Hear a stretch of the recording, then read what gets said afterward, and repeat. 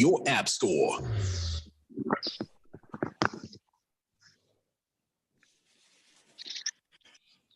Good afternoon and welcome back to Radio Days Africa, the second virtual edition of our series of 12 conferences that we've held annually since 2009. We're at the start of 2 weeks of discussions on all things radio and audio. You'll find full details of the program and registration possibilities on our website, radiodaysafrica.co.za. I hope you've enjoyed the discussion so far. Yesterday, of course, we had a discussion on campus radio, and I was really blown away by the energy and enthusiasm and the creativity that the new station manager generation from that sector of radio showed. I think we can say watch the space. I think there was a suggestion made of a campus radio event, a campus radio network organization. I think you may well see something come of that. That would be great. We had the opening panel in the afternoon and discussions ranged far and wide, and some of those points made there really stayed with me overnight, and I think will stay with me for quite a lot longer. This morning we had the program managers. Ask the program managers, always a popular session and opportunities for people to talk to real program managers about what it is that they do with those demo tapes that people keep sending. Anyway, lots more to come, and I hope you'll stay with us over the course of the event. My name is Franz Kruger. I'm from the WITS Radio Academy and WITS Journalism. We are the hosts of Africa's biggest radio gathering, and I can say that I was the founder of this event in 2009. So it's great to see that it's continued and that it continues growing and changing and adapting to changing circumstances.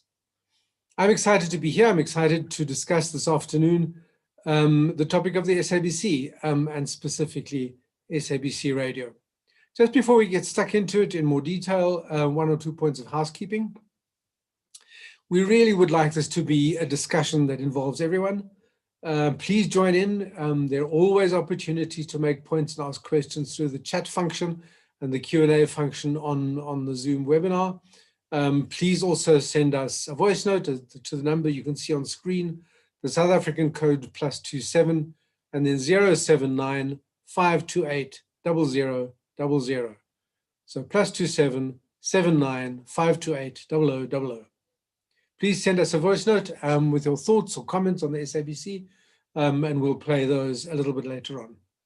As I always say, tweet early, tweet often. Let's spread the conversation on social media with the hashtag RDA2021, as well as hashtag audio amplified, which is, of course, the topic for the entire conference. And just so you know, we're recording the conversation so people can listen back. And finally, in terms of housekeeping, I should just mention that a new thing that we've done this year is we've produced a series of podcasts. Our colleagues at the Voice of WITS radio station helped us with that. So there's a series of podcasts called Podcasting the African Way. You can download those and listen to them on the website, radiodaysafrica.co.za. I need to express our gratitude to our supporters. Firstly, and most importantly, the Konrad Adenauer Stiftung's media program for Sub-Saharan Africa, whose ongoing and generous support makes the event possible and has done so right from the very beginning. We also acknowledge the support of a number of backers, Iono FM, who help us with podcasting and streaming, RCS Sound Software, Media Heads 360, Pod News, Wise Buddha, the IMGR, the US Embassy in Pretoria, the music rights organization SAMRO, as well as the National Association of Broadcasters, all good partners for a considerable amount of time, without who we couldn't do this event. So let's turn to the topic of this afternoon, the SABC Post Section 189. The SABC holds a particular program of South African life, and particularly its 19 radio stations that still reach much further into the country than any other medium or organization. I think it's fair to say that it has had its ups and downs, from the bad old days under apartheid to what has been described as a golden age just after 1994 to the era of Hlaudi Motsoeneng. Though powerful in reach, the corporation really has struggled to find a balance between economic and political pressures. Just this year, we saw low points where we saw the painful end of the Section 189 retrenchment process with over 600 staff members leaving. The exact number is 621. Who can forget the televised anguish of presenter Griselda Lewis at the job losses? Since then, there's been some good news, with the corporation declaring that it made a monthly profit for the first time in years, just a month or two back. I'm joined this afternoon by Nada Warchela, who is the Group Executive for Radio at the SABC, a position she's held since 2017. Before that, she was Station Manager at Umhlobo Wenene, the SABC station in Isxhosa, broadcasting from Gqeberha, formerly Port Elizabeth. I understand she was the youngest station manager ever appointed there. I think 2011, right, Nada, when you started at Umhlobo Wenene?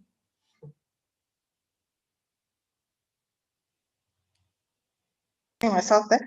I actually started at Umhlobo Wenene, France in 1999 as a presenter, but I became station manager in 2008. And okay. I'm impressed. I'm impressed with the pronunciation of Gqeberha there. That's my hometown. Yeah, it's in fact my hometown too. I was born there, although when I was quite young, I must admit. Yeah, I mean, we've all had to get used to those changes. So welcome, Nada, and thanks for being available for today's discussion. It's not the first time that you've joined us here at Radio Days Africa.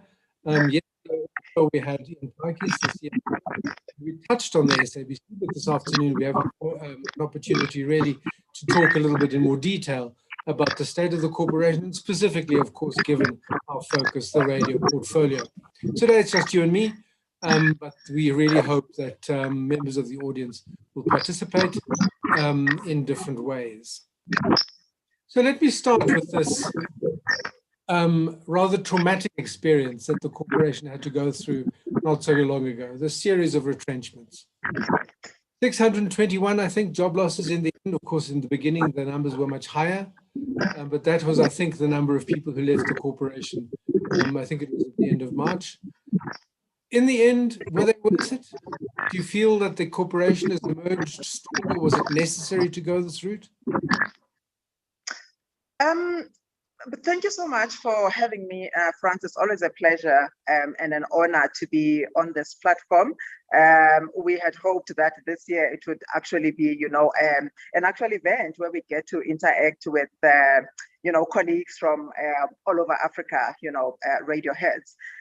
But coming back to your question, it was really a traumatic period for us in the SABC. And we didn't go into it naively.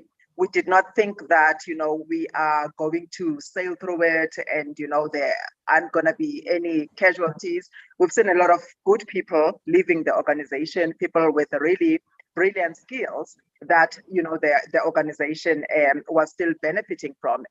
But we had no illusions about it. We didn't, go into it thinking that as soon as we're done with Section 189, everything is going to be fine.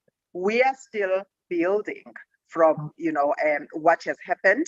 It was quite, especially for somebody like myself, who has known these people for 22 years, who know their families and sometimes their cats and dogs, to see them leave the corporation. It was quite a painful exercise. But I guess one thing that we all agree on, it was very much necessary. We had to go through it to save the organization. Otherwise, if we did not embark on a Section 189 process, we would have to maybe, in the long run, shut down some of our services. And that is something that we never want to see happening in this country, where the majority of our people depend on the public broadcaster for their daily dose of news and information, and even educational programs on a daily basis. So to save the corporation, it was very necessary that we go through this process. You talk about closing down services. Isn't that a bit overly dramatic? I mean, was that ever on the table?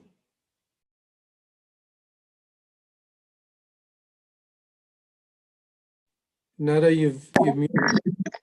Sorry, it says host muted me. Okay, am I audible now? Okay, cool. Look, it was never on the cards. We were very clear that we have to save all of our services because each one of our radio platforms and television platforms has a specific part of the mandate that it delivers to the communities out there. A lot of people have suggested it. A lot of false news have been spread in the media about, the SABC wanting to sell some of its services, but it's never been on the cards. But you talk about rescuing the corporation. I mean, that's strong language. I mean, do you think the corporation was at risk of closure? Maybe not closure, France, but the corporation was at risk of not being able to deliver on its mandate the way that it is licensed to and the way that South Africans expect it to.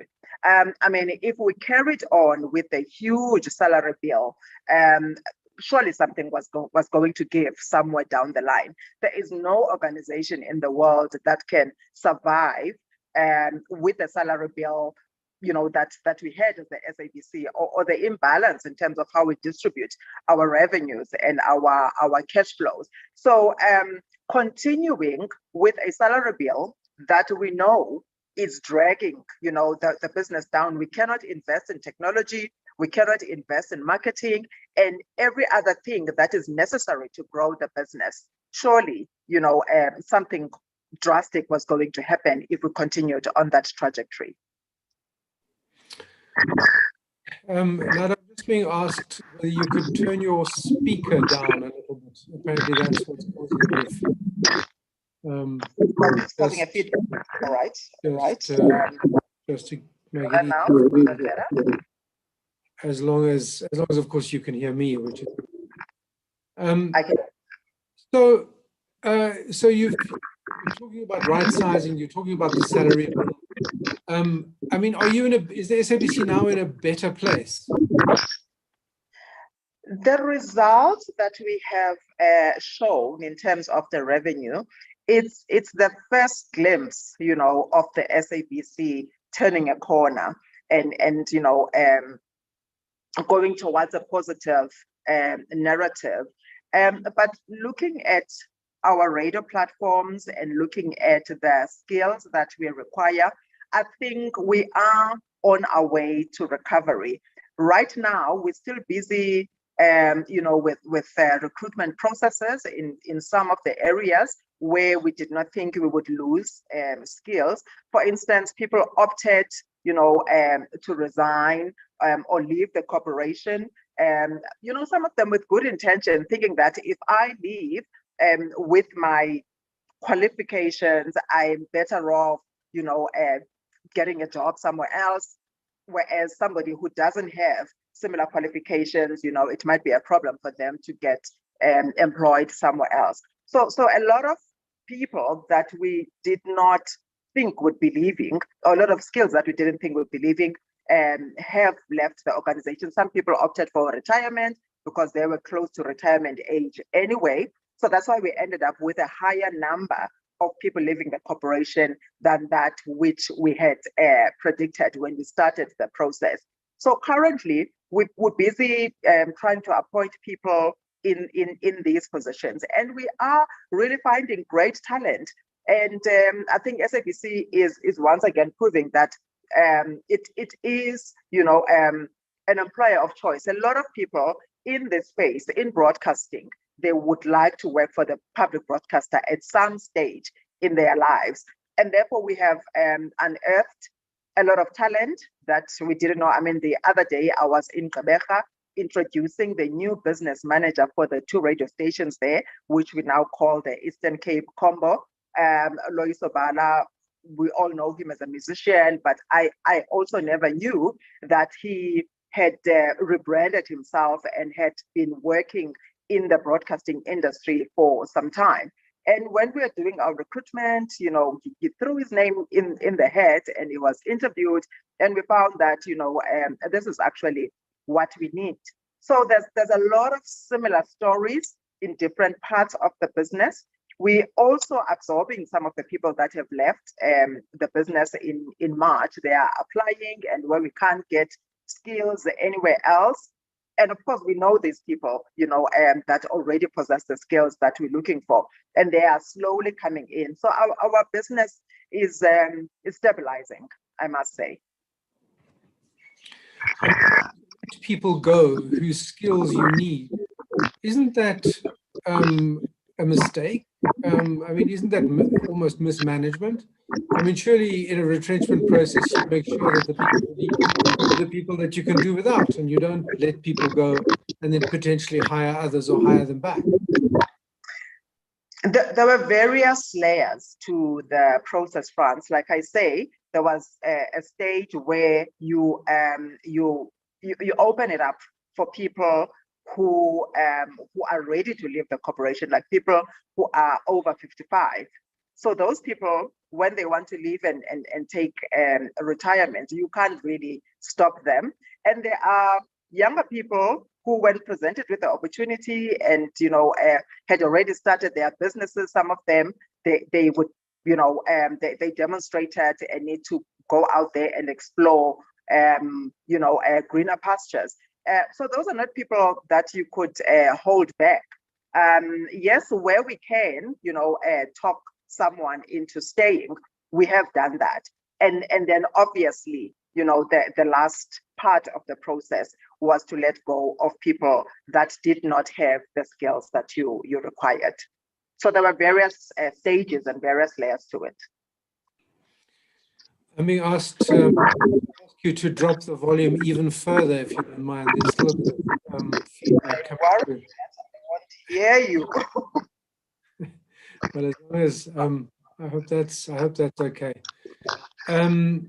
So you have an estimate of roughly how many new hires you're likely to make at this point? Sorry, can you come again? Do you have an estimate of how many new hires you expect to make in this phase? Look, as at radio, for instance, we had over 100 vacancies, I think around 120 vacancies, but we have absorbed a lot of those people. I think about 70% of the people that we have appointed, if I can make an example, we reduced our station manager layer from 19 station managers, each radio station with its own station manager, to now, the business managers, where we've combined some of the stations. So that gives us a total of 12 positions. So we still have, I think, about 3 out of the 12 that are vacant, but the other 6, I think, have been internal appointments. We only have, I think it's just 1, and then we have the remaining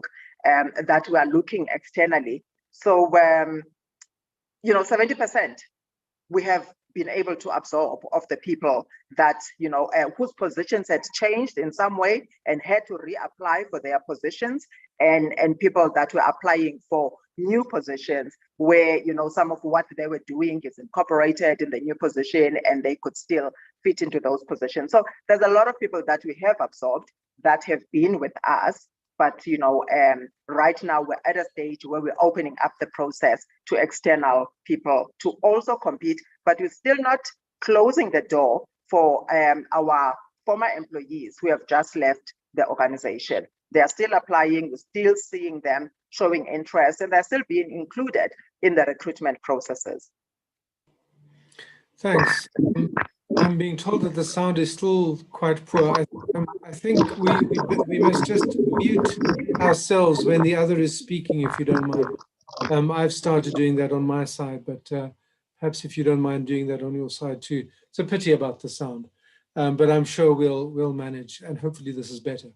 So, I mean, I want to move on to this question of the structures which you've touched on. But before we go there, I mean, what is really interesting is that the SABC managed the politics of this process remarkably well, if one can put it that way. I mean, in previous rounds, there was strong pushback from the minister, from parliament, from politicians of all sorts who said, you just can't do this. And, one moment we were hearing that, the various political authorities were saying there will be no retrenchments at the SABC. And the next thing the SABC said, actually, we've done it. How did you manage that?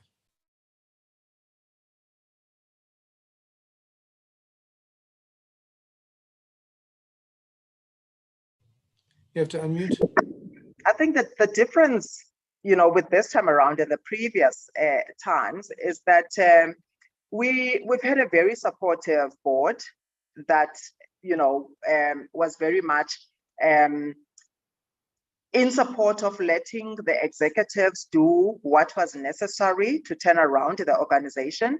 And I believe that it also takes a certain caliber of leadership to remain focused amidst the noise and do what is necessary for the organization. We go through life with choices, and our leadership showed this time around that they are a cadre of leadership that is not easily swayed, that is focused, that is driven by a desire to see the public broadcaster succeed, and therefore were able to just close their eyes to all of the noise and stick to the truth, speak the truth all the time and say, these are the figures, these are the implications if we don't do this. And SABC is contrary to what most people believe, is a self-funding organization. It is a public broadcaster, but the fact of the matter is that it is self-funding. We have to go out there and earn our revenue. So if we still have to operate the way that we have been operating in terms of our revenue generating model, then you have to allow us to do what is necessary to ensure that the organization survives. So I think it was a very decisive and strong leadership that was able to pull this one through, and a very supportive board as well. Yeah, I mean, it's fine to be decisive, but to actually get yourself listened to takes quite a lot. I mean, was there a lot of lobbying that had to go on, a lot of behind the scenes activity? Because publicly, certainly, there was no sympathy from the political leadership for the routes that the SABC wanted to take. I'm not really privy to the lobbying, but in all the discussions that was a part of, one thing was clear: it's the facts on the table. You have a salary bill that is not sustainable. You have a future that you have charted in front of you, and you know that to get there, these are the things that need to be done. It was all about communicating transparently and honestly to all the parties involved. Thanks. I mean, let me just take the discussion a little bit more widely, and let me just remind everyone that if you do have comments and points, please do make them, and we'll pick them up either by voice note or through in the chat or in the Q&A in whatever way that suits. But I mean, it is striking that the SABC does seem to be doing better from a business sense. I mean, there was that announcement a little while ago that income was larger than expenditure in the 1 month. I think it was April. And on a wider level, there's been movement in the last couple of days. I think it has been on the licensing regime. There seems to be a proposal now to either look at a household levy or to look at a way of forcing various other players to basically collect the SABC license for them. There's a lot of resistance to that. So, I mean, MultiChoice particular said, we're not going to collect your money for you. So there's clearly some work to be done there, but nevertheless, there seems to be traction for one or other of those options. There's also, the argument around paying for carrying the SABC channels on DSTV on the bouquet. So there seems to be movement at some of those things. I remember being at a meeting some time ago where the CEO declared that some of these were really the solutions that needed to be pursued, and you have pursued them. What is your sense of the general atmosphere around financing, public and other financing of the SABC that has made these kind of moves possible? You know, it's like I said, Frank. Sorry, Franz. The SABC is a self-funding organization, and we have to constantly, explore avenues to increase our revenue. Sometimes you get the sentiment from certain centers that we should not be exploring, the revenue opportunities that we are exploring right now because we are, a public broadcaster. But the fact is, we don't get, our budget from the fiscus. We have to generate revenue there, and also, the payment of TV licenses in this country is quite poor.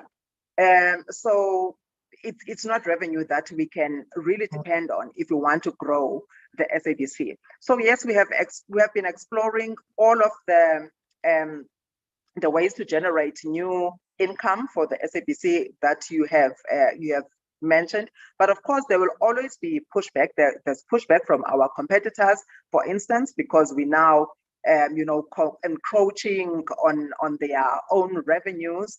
But we've always been, we've always been competing for revenue in the advertising space, and now we're all competing in the digital space. So why not go into other platforms, to generate the revenue until such time that SABC, has a budget allocation from the government or from somewhere, or that people's payment towards their TV license improves. But in the absence of that, we have to continue exploring all avenues to generate our income. Is the possible allocation of from the central fiscus, is that still something that you would like to see as the SABC?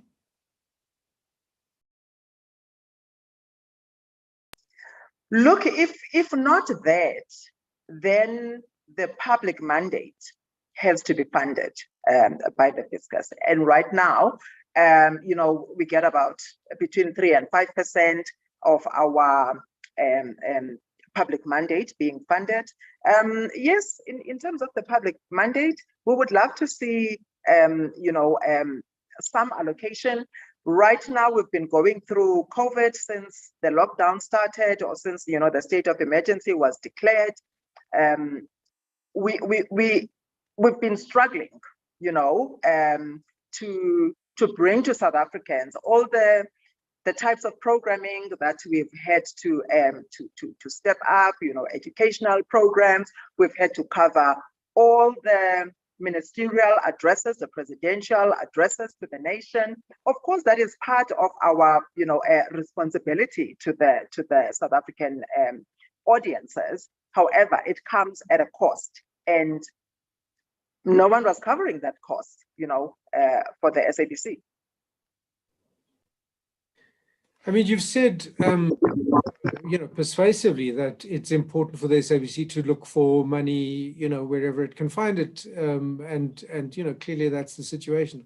But what I'm really interested in is to understand why the climate, to some extent, seems to have shifted to make these things more possible. Is it because there was a change in the ministry or in central government? Is it something about the credibility of the corporation itself? What has made these arguments better heard than they used to be?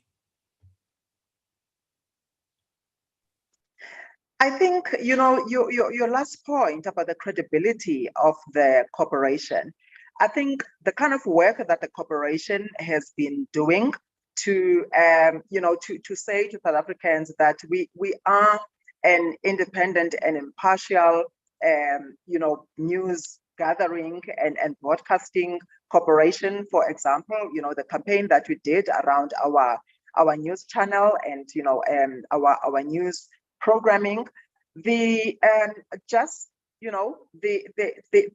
honest communication from our leadership about the SABC's challenges and the SABC's turnaround plans have given the advertisers, the audiences, and all our stakeholders some comfort that this is an organization that is on an upward trajectory, and it's an organization that needs to be supported. So yes, you're right. The climate has changed because we have had leadership that communicates honestly about the state of affairs, leadership that has tried not to be politically influenced with certain decisions, unless there are things that are necessary, like for instance, how we handled the COVID situation. We had to hold hands with all our stakeholders, including government and the politicians, but where the corporation, has to be independent and make decisions in the interest of the South African public that it serves, we have been able, to do so. Yeah, COVID, because I think it's obviously something that's uppermost in all of our minds. I must say, in terms of the change of climate that we've been talking about, I was really struck by the fact that Wayne Duvenage of the Organisation for Undoing Tax Abuse wrote a column in which he was really complimentary of the SABC, and that really surprised me. I don't think he's been prominent in commenting on the SABC in the past, but nevertheless, it was an indicator that there was a shift there. And of course, it helps that the SABC's not had, for a while, hasn't had the kind of scandals and controversies that were so common a few years back. But let me turn to the specific marketing and commercial income. A month or two back, as we've said, you declared that the corporation had turned a profit. Was that because of a reduction of expenditure? Are your marketing teams doing things differently? I saw a reference in one article to much more emphasis on sponsorship. What's the source? Where's that profit come from? It's a combination of different things, but advertising revenue being at the center of it. We've had restructuring and a reformatting in terms of how we sell our radio stations. Previously, we only used to sell just, classical advertising. We would have AEs that would focus on certain brands and they would sell certain platforms in a specific way. We're now selling integrated solutions. We're selling digital, we're selling all platforms that we have. Like I was saying before, we're exploring all avenues. We've looked at how we sell and how we package our properties, and we've refined how we go to the market and present our properties, and we're giving our clients more solutions. For instance, when it comes to our sports content, we've just launched a sports channel. We've just refined how our sports programming is packaged, and we talk about what our challenges are in terms of our sports programming, and we communicate our plans well in advance. And now the industry, can see that, okay, this is the direction the SABC is moving. There's an opportunity there, and therefore I can place my advertising. So the way we're structuring our commitments, our commitment deals is very much different. And those are the kinds of skills that we have gone out to the market to look for, people who can sell all these different properties that we have at the SABC. But also in terms of managing our expenditure, we've also been driving that, very vigorously within the corporation. So it's a combination of everything that can help in turning around our organization. Yesterday I asked Ian Pikes about what the reason was for the success in the teeth of COVID, basically, where the economy has really struggled. And he said, well, we don't accept COVID as an excuse. Well, it's not an excuse, but it's a reality, right? The economy is not in a good way. And media and marketers have really struggled over the last little while. Has COVID must have affected your marketers just as much as anyone else? Yes, talking about marketers, I think that's a main area where COVID has really affected us. We have not done any marketing of our brands. However, there's also a lot of things that COVID has helped us to unearth. For instance, we've been in partnership with various stakeholders and creating specific programming that could be sponsored by, by certain organizations. For instance, most of our PBS radio stations introduced more curriculum-based programming that could help, the children that could not access online schooling.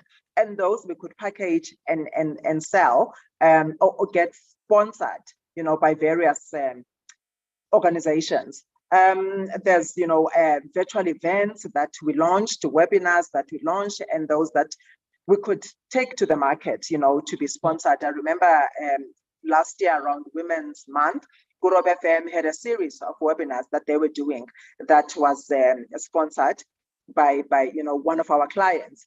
And we didn't think that we could do such things. And, the beauty about it was that we were not spending a cent. I mean, we already have the virtual platforms. So we didn't need to hire venues, to cater and do all of those things that our marketing budget around, for example, Women's Month would be channeled to, and sometimes we wouldn't get as much, in return in terms of sponsorships, or you would get, less than what you have spent. So we were still putting out our brands out there and delivering on our responsibilities to the public out there without spending much, and we could package those and generate some revenue out of it. But definitely COVID did impact how we did have an impact on how we market our brands. If you look at our marketing budgets, example, there's about more than 90% that was not spent, that was supposed to be spent over the last fiscal. We're hoping that, things will improve and we'll be able to take our brands out there. There's, for instance, 5 brands that had to launch brand campaigns last year, and we had to shift the timelines to 2021, and we're just holding thumbs that we're able to launch those brand campaigns, because it is about time that we go out there. I mean, radio is such a medium where people want to touch and feel, they want to see the personalities. They looking forward to the music festivals that the stations would be doing, and getting that T-shirt and all of that memorabilia that you would take to these events. So yes, with all the lessons taken, we're looking forward to going to the markets again. I just wanted to remind people that I'm talking to Group Executive for Radio at the SABC, Nada Wachela, on the state of the SABC. You're with Radio Days Africa, the virtual edition, and my name is Franz Kruger. Please do participate in the conversation. We're happy to have your comments and questions in the chat, in the Q&A, or by voice note, and we will play those as we go along.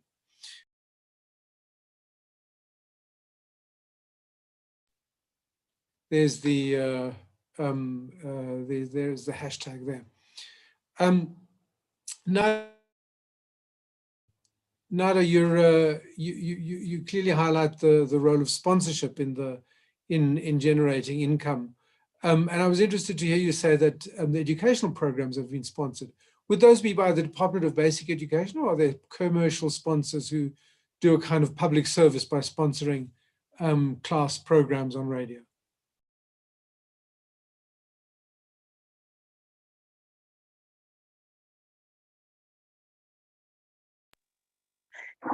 Yes, on the subject of our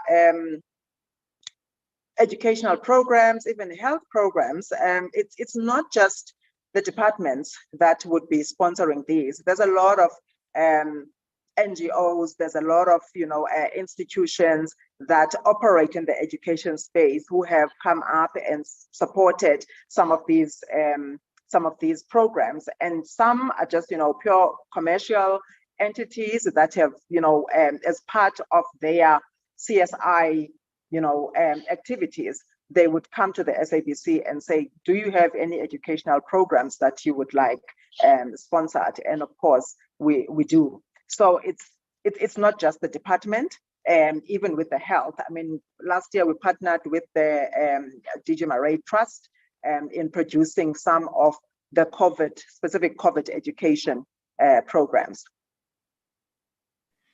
It looks like there's a COVID dividend there for the SABC.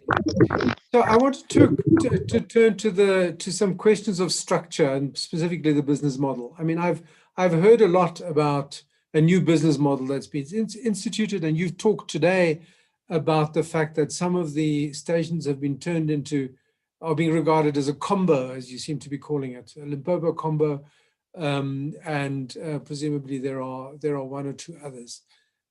Just talk us through the logic of that. I mean, is that just a question of saving costs by appointing one less manager, or what's the logic of that? I mean, of course, when I saw that there's a Limpopo combo, I had to remember that at my time at the SABC after 1994, we specifically disentangled the stations that were based in Petersburg, as it was then, to give them each their independent entity. And I see now that you're kind of going back to that, combining them into a unit. Talk us through the logic of combining these stations into units like that. Okay. I've been waiting for that question, and I would like to have every opportunity to explain that. Look, when we said we are combining the management roles, it's not the stations that we are combining, it's the management roles. For instance, using the example that you have just stated, the stations that used to be based in Petersburg, they're still based in Polokwane, as well. So, but they are operating as 3 radio stations independent of each other. They are housed in the same building in Polokwane, but they are 3 stations that are dedicated to 3 language groups. I mean, Phala broadcast in Chivenda, Mungana Lonene broadcast in Chitsonga, and we have Tobela FM for the Sepedi group. So what we have combined is the roles of the station manager. So we have a business manager, and to protect the stations and to make sure that they still deliver on their mandate and their license conditions, we kept the role of program manager as is. So our program managers were not affected by the restructuring and the retrenchment process, mainly because they are the custodians of what comes out of the speaker. They are the custodians of the mandate and the language, and all things programming.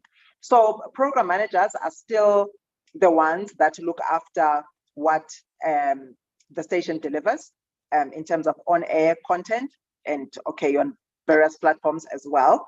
But the business managers, they are there, to oversee the entire operations.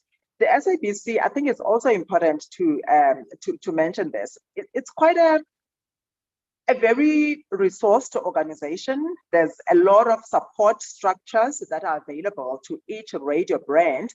For instance, with our independent or commercial counterparts, there's a station manager, and there would be a news editor that reports to the station manager. There would be a technology manager, marketing manager, that all reports to the station manager. In the SABC, we have technology, operating as a standalone division, but providing support. So we call them support services. So a station manager, only, in the previous dispensation, the station manager's role is just to look after the operations of the station. In terms of technology, they just, draw up a list of what they require, and the people that are responsible for technology would then come in and, we do the research for them, would come in and say, okay, this is what's out there in the market, what we think is best suited for your brand. It's this, 3 or 4, and then the station manager would have to then give input. But they are not the people that are really involved in sourcing the right technology for their radio stations or even news. They have no control over what news does. News operates independently, and they just come in and they broadcast at their allocated time. So there's kind of less that our station managers were doing when you compare to station managers out there. And that is why it was easy to decide to combine some of these roles. Of course, we have our strategic brands like, your Ukhozi, your Metro, your RSG. Those are our cash cows in the SABC. And, a station like RSG is not really a cash cow, but it's a station that is servicing, specific needs of specific communities. And there are other strategic, projects that the station is championing. And with those, and Channel Africa, of course, we said we will not combine these with any other. We want to let these stations, do what they are good at without disrupting them, and just support them and make sure that they flourish. So it's the stations, in terms of how they broadcast, have not been merged. It's the role of the station managers that has been changed. It's the overseer of the brands that is now a new role. So you're saying the stations continue to speak specifically to their various audiences, and that doesn't change. But doesn't it amount simply to, in a sense, giving the programs manager the responsibility of station manager, to look after that station and its identity, and its audience appeal and all that goes into that, and giving them a new boss to report to? Isn't it just a playing with words? It was raised by our employees, as we were engaging, but you also, Frans, had the opportunity to reduce the salary bill at senior level, where most of the bigger salaries are. I mean, if we, for instance, had decided we're not going to touch the roles of station managers, then let's say, for example, a station manager earns 1.2 million, and the lower level employees who are actually responsible for the content production and delivery, and your runners, the people that are doing the marketing on the ground, and the OBs and all of that. If we were only going to focus on the lower level employees, surely we're going to have more casualties in this process, because I mean that 1.2 was going to amount to maybe 4 people exiting the corporation than to have one person who earns 1.2 million. So we've had to look at those things, but also just to look at how the SABC is set up. Would the program managers have sufficient support from our other support services to do their jobs? And the answer is yes. Even the new business managers, for instance, if you go to Limpopo, there's also a regional operations manager there. That is also a support system to the business manager.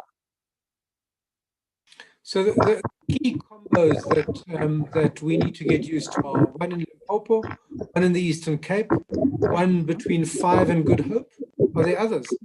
Yes, commercial between 5 and Good Hope, and there is also Lisedi FM and Motsweding FM, and that's our inland combo. Okay. I want to ask you about another aspect of this shift, and that is that you're calling the top job in these combos business manager. That seems a very commercial focus. Is that their main job, to bring in the money? Yes, it is. We are also highlighting that one of the key deliverables for these managers is to unlock the revenue opportunities for the stations. And so when we put together the requirements for the successful incumbents in these roles, it was definitely business acumen, because we have to get to a point where these stations, generate the kind of revenue that that matches their audiences, because that's the other conundrum in the SABC. Our stations carry these massive audiences, but when you look at the revenue, we're not matching that. And, we believe that, rate cards are based on revenues and all of those things. But what is it that makes our brands, not able to match the revenue to the audiences? Of course, a lot of people, would want to shift the debate to the quality of audiences, but it's not, that black and white. Isn't there a danger that the public mandate will suffer? I mean, you're putting people in charge, essentially in charge of the main radio stations and telling them you're running a business. What happens to the public mandate? I don't believe the public mandate will suffer at all. The SABC, I was talking to our staff in the Eastern Cape the other day, explaining, this role of business managers, saying our program managers have been trained, in public broadcasting, and that is all they know, is to create programming that, delivers to this mandate. Our mandate is not changing. Our license conditions are not changing.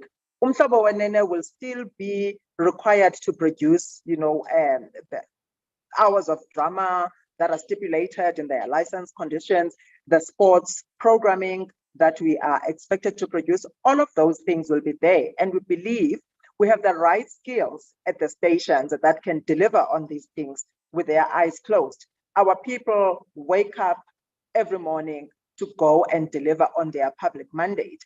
And, that no one can challenge us on the public mandate. So that is not changing. What is changing is the vigor to go out there and explore revenue opportunities.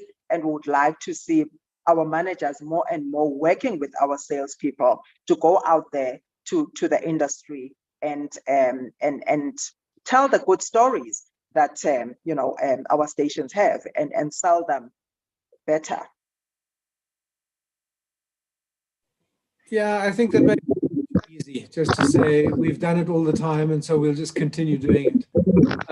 I mean, once you put the pursuit of a business model front and center, it has an impact. And I mean, arguably, that's been the SABC's difficulty for many years, is that it's had to find its own money in competition with others. But I think, one has to think a little bit harder about how to safeguard that public mandate in the face of that kind of very sharp emphasis on the commercial. But let me pass on to you a question that comes here from the chat from Trevor Lagrange. The community radio sector continuously complains about high Centec tariffs. Is that a worry for the SABC? Sorry, I did not get that. As a community radio sector worries about? Well, it's really the question whether the amounts charged by Centec for transmission, whether that's a concern for the SABC.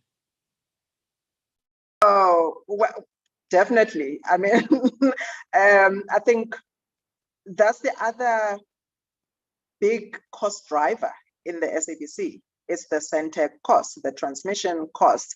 I mean, our stations like SAFM, for instance, we spend more than 50% of the station's revenue on our transmission costs. So it is a big concern for the SABC. And as we migrate to this digital era, we're exploring cheaper options and alternatives that we can bring to our audiences. But as we know, things in this country have been moving quite slowly, and therefore we here bearing this burden of these transmission costs from Centec. So yeah, I share your sentiments there. So it's a great segue to talk about a little bit about the new technical platforms that are becoming available, which we talked about yesterday. Radio is now one player in a very complex audio landscape, and to some extent, those are new opportunities. You froze there, Brant. I'm not sure whether it's on my side. Can you hear me? Can you hear me, Nada? You've frozen. Nada, can you hear me? Franz, you're gonna have to go through that one again. I didn't hear it. Sure, I'll just repeat myself as long as you can hear me now. I was wanting to move from there actually to talking about the new technical audio platforms that are becoming available. I mean, you're talking about moving to digital. What does that mean? Does that mean you'll be taking up the offer of simulcasting on DAB+? Does it mean audio streaming? Does it mean more reliance on satellite platforms? What does it mean to move towards a more digital mode of getting content to audiences for the SABC? We're actually very excited about the plans that we have and the work that our technology division has been doing, in order to enhance our delivery on our public mandate. We've been seeing an improvement on streaming platforms. We've been seeing an improvement on podcast downloads. We've been seeing demand increasing in terms of our listeners who are looking for our content on various platforms. So there's a lot of opportunities that we are seeing as the SABC, and there's a lot of work that is happening in the background. For instance, we have our plans to launch an OTT player next year. We have plans to launch new websites and apps. And just to make sure that we refine what we are offering. A lot of our producers right now are being trained in producing for these platforms. So it's no longer just producing for the traditional radio platform. When a producer is producing a program on an SAFM, for example, they have to think about how that particular content is going to be extended, beyond the program that they are producing for. They have to think about how it's going to be received by people that are going to listen to it later, that are going to download it as a podcast. They have to think about just sometimes creating content for the digital platforms, just to make sure that the stuff that they are not able to put on air at a particular time doesn't go to waste. It gains expression on other platforms. So there's a lot of opportunities in this regard, and SABC is right there, trying to play catch up. Thanks.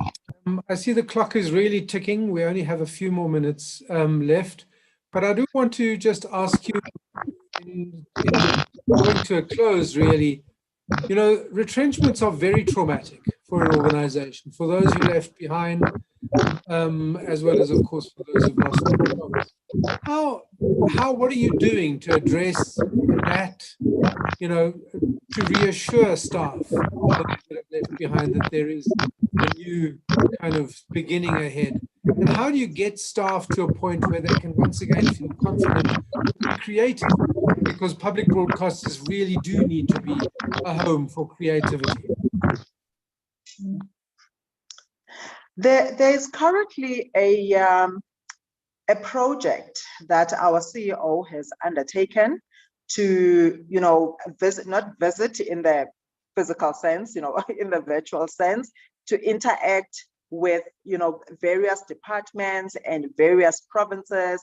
So, whenever I open my laptop in the morning, I can see whether GCO is speaking and engaging with staff. So he would go to technology, he would go to sales, he would go to news, and then provinces. We have our own as radio, I think tomorrow, where we're going to be engaging the CEO, where the staff get to understand where we are as an organization, where we are going, and what their role is in taking the SABC to this future that is being painted by the executives in front of them. So we do realize that it has been traumatic, and some of the people do come forward and say, I don't think I can work like this, and you ask, what do you need? We've also made our wellness services available to staff that have gone through retrenchment and staff that are remaining. So yes, it is quite a traumatic period that we've just gone through. But as I say, a lot of our employees understand that it was necessary. I mean, people have said it in these platforms that I'm talking about, where the CEO and the executives go to address them. You know, someone will say, I understand why we've had to do this, but then this is my question. So you do get a sense that people know that it was necessary and they accept that it was necessary. But yes, when it comes to the impact personally, you know, that's something that we need to provide extra support, like, you know, wellness and just, you know, managers being there, being visible, and, you know, being supportive to their teams. That's what we've been doing. And of course, using platforms like these, making them available to staff to interact, you know, with like-minded colleagues and you know, share experiences and advice. Thank you very much. Thanks, Nada. We've run out of time. I started out by saying the SABC plays an important role in our national life, and I think that continues to be the case. And I think one really hopes that you know, the SABC can grow and become that creative place where that leads in the way that it should. I want to thank you particularly for being so open today. Thanks also for the specifics that you've given. It's really given us a good insight. Thanks to the team behind the scenes. Thanks to our sponsors. Thanks to everybody who joined here this afternoon, the discussion. A reminder that we'll be back tomorrow morning at 10 with a session on the future is female, exploring gender, and in the afternoon, one on training, QBE versus the classroom. Thanks to everyone. Visit radiodaysafrica.co.za for further details. Thanks so much. Thank you for joining this Radio Days Africa audio amplified session. For highlights, podcasts, and more, visit radiodaysafrica.co.za.